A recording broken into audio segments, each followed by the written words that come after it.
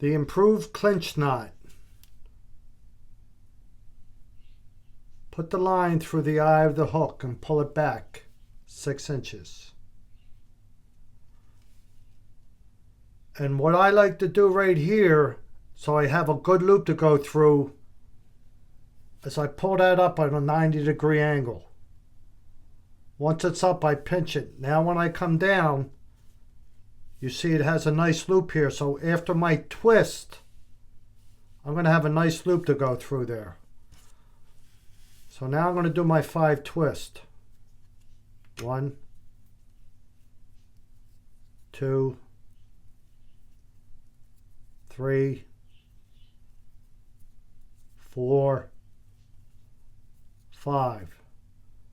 Now I'm going to go through the first loop there, and you can see, because I brought that fishing line up on a 90-degree angle before doing a twist, there's a nice loop there to go through. So I'm going to put that fishing line through the first loop. Now if I were to pull it right there, it would be a regular clinch knot, but I'm doing an improved clinch knot. So I'm going to bring that tag line back through this loop.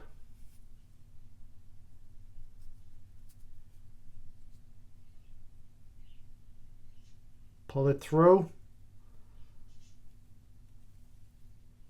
Now you're going to wet your fishing line and pull the main line. When you cut your tag, you're going to leave about a 1/4 inch on the tag. In case that does slip a little, it'll still hold. Cut your tag.